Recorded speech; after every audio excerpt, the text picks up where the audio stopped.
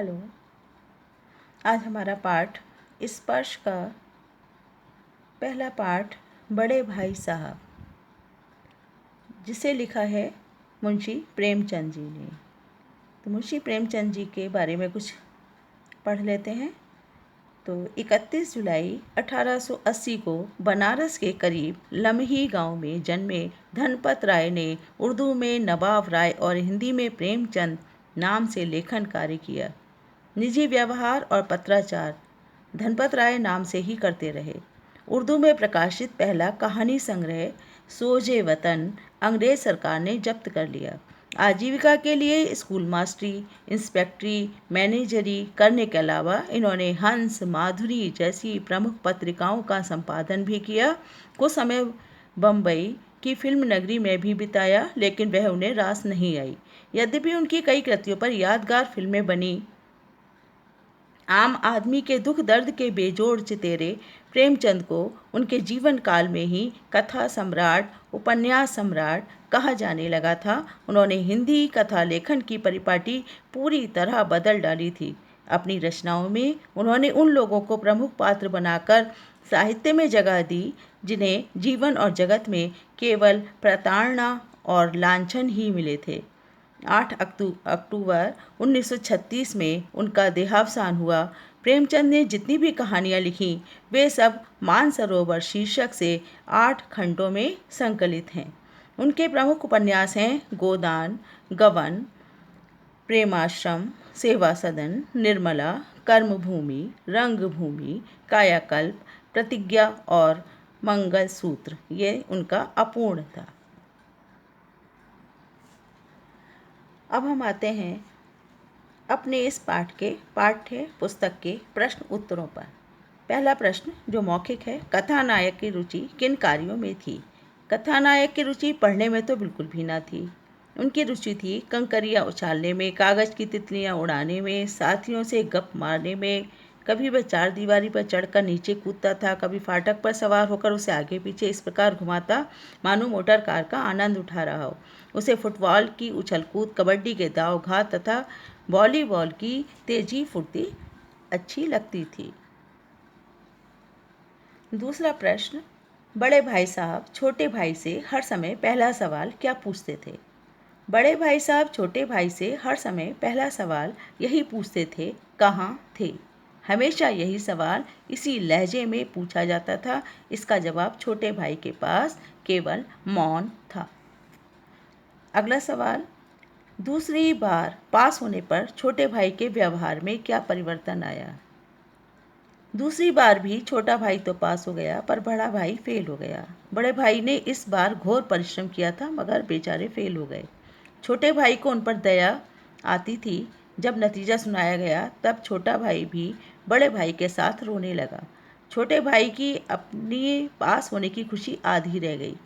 वह सोचने लगा कि यदि वह भी फेल हो गया होता तो भाई साहब को इतना दुख न होता। अब उसके मन में बड़े भाई के प्रति सहानुभूति एवं श्रद्धा का मिला जुला भाव उत्पन्न हो गया। बड़े भाई साहब छोटे भाई से उम्र में कितने बड़े थे और कौन सी कक्षा में पढ़ते थे? बड़े भाई अपने छोटे भाई से 5 साल बड़े थे और वे 9वीं कक्षा में पढ़ते थे और छोटा भाई 5वीं कक्षा में। बड़े भाई साहब दिमाग को आराम देने के लिए क्या करते थे? बड़े भाई साहब अध्ययनशील थे। वे हर समय कोई ना कोई किताब खोले बैठे रहते थे। इसमें उनका दिमाग थक जाता था। वे अपने दिमाग को आराम देने के लिए कभी कॉपी पर, किताब के हाशियों पर चिड़ियों, कुत्तों, बिल्लियों की तस्वीरें बनाया करते थे। वे कभी कभी एक ही नाम या शब्द या वाक्य को 10-20 बार लिख डालते थे। कभी एक शेर की बार बार सुंदर अक्षरों में नकल करते, कभी निरर्थक शब्दों की रचना करते। इनमें आपस में कोई तालमेल नहीं होता था। अब है हमारे लिखित प्रश्न उत्तर। लिखित प्रश्न उत्तर। निम्नलिखित प्रश्नों के उत्तर आपको 25 से 30 शब्दों में देने हैं। छोटे भाई ने अपनी पढ़ाई का टाइम टेबल बनाते समय क्या क्या सोचा और फिर उसका पालन क्यों नहीं कर पाया? छोटे भाई ने बड़े भाई की डांट खाकर अपनी पढ़ाई का टाइम टेबल बनाया प्रातःकाल 6 बजे उठना, हाथ मुंह धो नाश्ता कर पढ़ने बैठ जाना, 8 बजे तक अंग्रेजी, फिर 1 घंटा हिसाब, 9:30 तक इतिहास, फिर भोजन तथा स्कूल, 3:30 बजे स्कूल से वापस, आधा घंटा आराम, फिर पढ़ाई और रात्रि 11 बजे विश्राम। इस प्रकार का टाइम टेबल बनाते समय छोटे भाई ने यह सोचा कि अब वह जी लगाकर पढ़ेगा। पर टाइम टेबल बना लेना एक बात है और उस पर अमल करना दूसरी बात। वह इस टाइम टेबल का पालन नहीं कर पाता था। मैदान की सुखद हरियाली, हवा के झोंके उसे अपनी ओर खींच लेते थे और वह सारी योजना भूल जाता था। तब उसे न टाइम टेबल याद रहता और न आंख फोड़ पुस्तकें। एक दिन जब गुल्ली डंडा खेलने के बाद छोटा भाई बड़े भाई के सामने पहुंचा तो उसकी क्या प्रतिक्रिया हुई। छोटा भाई खेलने में ही माहिर और दर्जे में भी अव्वल रहा। ऐसे में उसका स्वाभिमान एवं आत्मसम्मान भी सुदृढ़ हुआ। वह आज़ादी से खेल कूद में शरीक होने लगा और भाई साहब का डर भी कम होने लगा। ऐसी संवेदना को बड़े भाई ने अपनी तीव्र बुद्धि से भांप लिया और एक दिन गुल्ली डंडा खेलने के बाद छोटा भाई जब बड़े भाई साहब के सामने पहुंचा तो उन्होंने उसे डांटना शुरू कर दिया और बोले कि इस साल कक्षा में अव्वल आ गए तो तुम्हारा दिमाग खराब हो गया है। भाईजान, घमंड तो बड़े बड़े का नहीं रहा, तुम्हारी क्या हस्ती है। उसे पढ़ाई का भय दिखाया, रावण का उदाहरण भी दिया कि घमंड किसी का नहीं रहा, इसलिए सहज और सरल बने रहना ही उत्तम है। बड़े भाई साहब को अपने मन की इच्छाएं क्यों दबानी पड़ती थी। बड़े भाई साहब अपने मन की इच्छाओं को दबाए रखते थे क्योंकि वे बड़े थे और इस बड़प्पन का अनुभव भी करते थे। वे छोटे भाई को गलत रास्ते पर जाते नहीं देख सकते थे, अतः स्वयं पर भी नियंत्रण रखते थे। वे अपने छोटे भाई के साथ हॉस्टल में रहते थे। उनके खर्च के लिए जितने रुपए आते थे वे 20-22 तारीख तक खर्च हो जाते थे। फिर उन्हें पैसों का अभाव झेलना पड़ता था। उस समय मन की इच्छाएं दबानी पड़ती थीं। बड़े भाई का मन भी कन कौवे उड़ाने का करता था, पर वह छोटे भाई को देखकर चुप रह जाता था। बड़े भाई ने कहा भी, मेरा भी जी ललचाता है, लेकिन क्या करूं, खुद बेराह चलूं तो तुम्हारी रक्षा कैसे करूं। यह कर्तव्य भी तो मेरे सिर पर है। बड़े भाई साहब छोटे भाई को क्या सलाह देते थे और क्यों। बड़े भाई साहब छोटे भाई को पढ़ाई लिखाई ठीक प्रकार से करने की सलाह देते थे। वे सभी विषयों की कठिनाइयों के बारे में बताते थे। अंग्रेजी पढ़ने के लिए खून जलाना पड़ता है, कड़ी मेहनत करो और खेल तमाशों के पास मत फटको। यदि गुल्ली डंडा ही खेलना है तो घर चले जाओ, यहाँ दादा की गाढ़ी कमाई के रुपए क्यों बर्बाद करते हो। वे यह सलाह इसलिए देते थे ताकि छोटा भाई मन लगाकर पढ़ाई कर सके। वह उसे बिगड़ते हुए नहीं देख सकते थे। छोटे भाई ने बड़े भाई साहब के नरम व्यवहार का क्या फ़ायदा उठाया। नादान छोटे भाई ने बड़े भाई के नरम व्यवहार का खूब फ़ायदा उठाया। वह समय और शक्ति के अनुसार पढ़ता लिखता नहीं था, क्योंकि उसको विश्वास हो गया था कि वह परीक्षा में पास अवश्य हो जाएगा। परंतु बड़े भाई साहब अपने व्यवहार की एक मिसाल कायम करना चाहते थे। इस आदर्श स्थिति को बनाने हेतु उन्होंने अपना बचपना तिरोहित कर दिया। निम्नलिखित शब्दों के उत्तर 50 से 60 शब्दों में लिखिए। बड़े भाई की डांट फटकार अगर ना मिलती तो क्या छोटा भाई कक्षा में अव्वल आता। अपने विचार प्रकट कीजिए। बड़ा भाई छोटे भाई को समय समय पर डांटता फटकारता रहता था। छोटा भाई उनकी लताड़ सुनकर आंसू बहाने लगता था। वह मन लगाकर पढ़ने के मंसूबे बांधता, पर उन पर कड़ाई से पालन नहीं कर पाता था। वह मैदान की ओर चला जाता था। इसके बावजूद वह अपनी कक्षा में अव्वल आया और पास हुआ। इससे यह पता चलता है कि छोटा भाई बुद्धिमान था, उसे ज़्यादा पढ़ने की ज़रूरत ही ना होती थी। वह बड़े भाई की डांट फटकार ना मिलने पर भी कक्षा में अव्वल ही आता। भाई स्वयं टाइम के बड़े पाबंद थे, फिर भी फेल हो गए।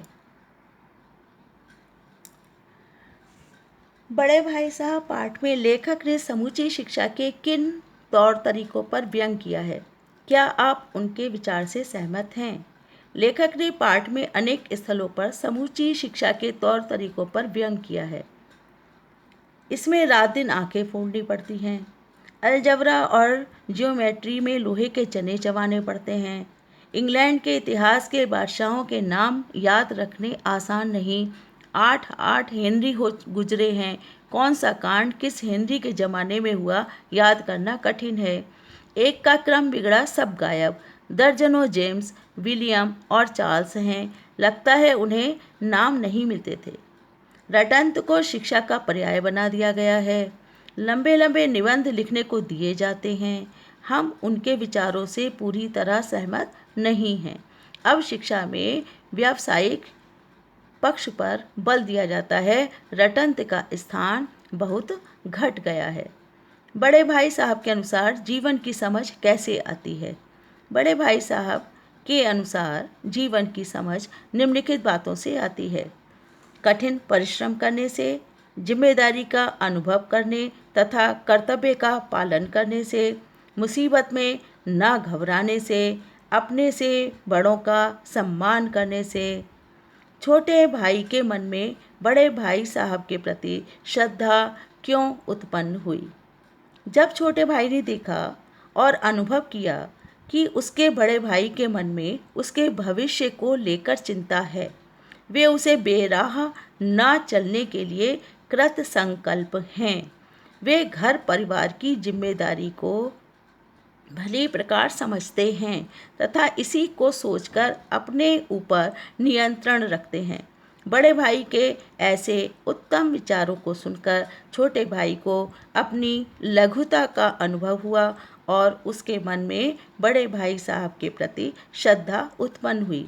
वह यह जान गया कि बड़े भाई को उसे सब कुछ कहने का अधिकार है। बड़े भाई की स्वभावगत विशेषताएं बताइए। बड़ा भाई छोटे भाई से 5 साल बड़ा है, लेकिन वह छोटे भाई से केवल 3 दर्जे आगे है। बड़े भाई की स्वभावगत विशेषताएं इस प्रकार हैं। बड़े भाई पढ़ाई में जल्दबाजी से काम नहीं लेते थे। वे बुनियाद मजबूत करने में विश्वास करते थे, अतः एक कक्षा को 2-3 साल में पूरी करते थे। वे स्वभाव से बड़े अध्ययनशील थे। वे हर समय किताब खोले बैठे रहते थे। वे खेलों, मेले, तमाशों आदि कामों में समय बर्बाद नहीं करते थे। वे उपदेश देने में बड़े कुशल थे। उनके तर्क अकाट्य होते थे। वे स्वयं पर नियंत्रण रखते थे। वे मन की इच्छाओं को मन में ही दबा लेते थे। वे एक जिम्मेदार व्यक्ति थे। वे घर परिवार तथा छोटे भाई के प्रति अपनी जिम्मेदारी को भली प्रकार समझते थे तथा उसका निर्वाह करते थे। उन्हें विभिन्न विषयों की गहरी जानकारी थी। बड़े भाई साहब ने जिंदगी के अनुभव और किताबी ज्ञान में से किसे और क्यों महत्वपूर्ण कहा है।